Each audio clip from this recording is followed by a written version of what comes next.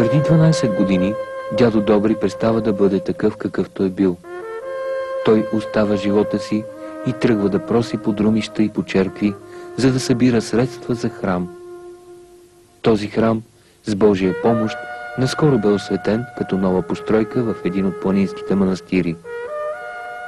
Какво е извело на белия свят точно в това време, точно този човек, точно тази излязла сякаш от словата на молитвата фигура?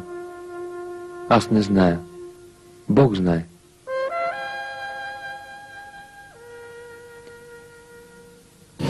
Имаме две воли, едната зла, едната добра. А добрата воля на Бога, злата на дяволичия, ние сме в една война в ума. Трябва да мислим Божата воля, коя е, и да изпълняваме нея. Дай Боже, да ни помага Бог. Добрата воля, тя е правда, истина, в нея всичко добро.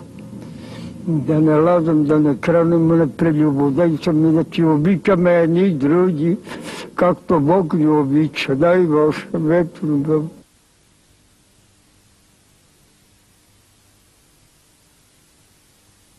Някой казва, че това е било по-рано, а сега то е остаряло.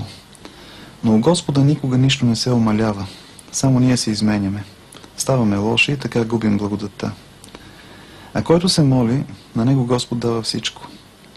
Не защото ние заслужаваме това, а защото Господ е милостив и ни обича.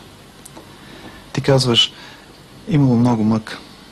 Но аз ще ти кажа, или по-добре сам Господ казва.